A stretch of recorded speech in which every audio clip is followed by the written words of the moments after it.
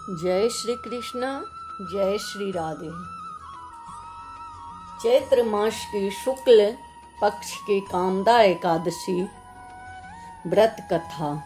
युधिष्ठिर जी बोले, हे वासुदेव, आपको नमस्कार है।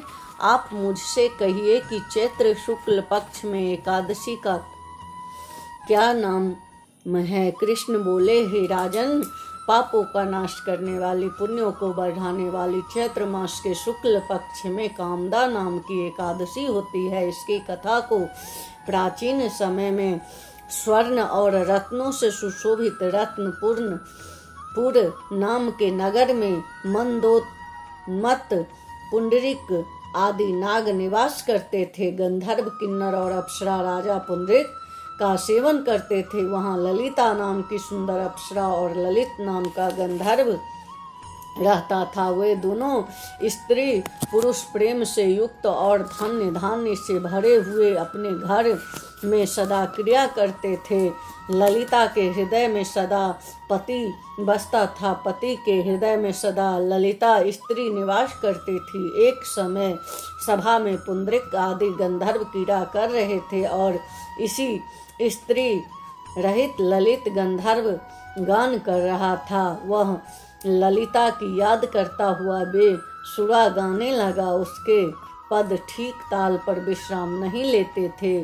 करकोट नाग इस भेद को जान गया। उसने पुंडरीक नाग से जाकर सब वृतांत कह दिया। क्रोध से पुंडरीक की आंखें लाल हो गई। उसने कामातुर हुए ललित को श्राप दे दिया कि हे दुर्बुद्धि, तू मनुष्य को खाने वाला राक्षस हो जा, क्योंकि तू मेरे सामने गान करता हुआ स्त्री के वश में हो गया है। उसके बस से वह राक्षस रूप हो गया।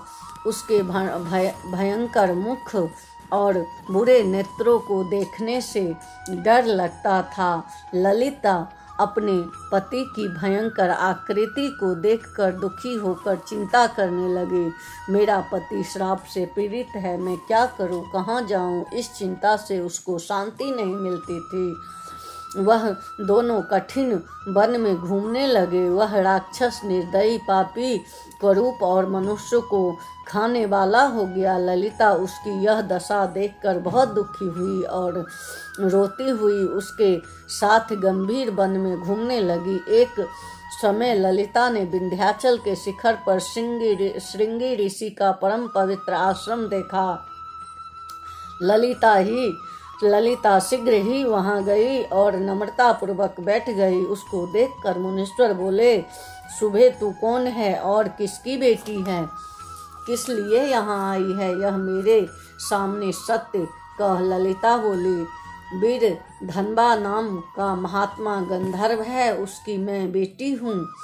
ललिता मेरा नाम है। हे महामुने, मेरा पति श्राप के दोष से राक्षस हो गया है। हे मुने, उसका भयंकर रूप और बुरा आचरण देखकर मुझको सुख नहीं है। हे प्रभु, अब मुझे उसका प्रायश्चित बताइए जिससे वह राक्षस योनि में छूट जाए। ऋषि बोले, हे रंभोरु, चैत्र मास के शुक्ल पक्ष की कामदा नाम की एकादशी है। इसका व्रत करने से मनुष्यों को इच्छा पूरी होती है।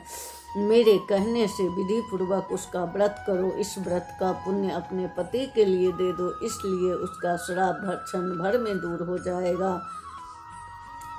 हे राजन, मुनि का वचन सुनकर ललिता प्रसन्न हुई। एकादशी का व्रत करके द्वादशी के दिन ब्राह्मण के समीप वासुदेव भगवान के सन्मुख बैठकर ललिता अपने पति के उद्धार के लिए बोली, मैंने जो कामदा एकादशी का व्रत किया है, उसके पुण्य प्रभाव से इसकी 50 योनि दूर हो जाए। उस समय ललिता राक्षस योनि में वहीं बैठा था। ललिता के इस वाक्य से उसी समय उसके पाप दूर हो गए। वह दिव्य देहधारी गंधर्व हो गया और उसकी राक्षस योनि दूर हो गई। हे नृप श्रेष्ठ, यह जानकर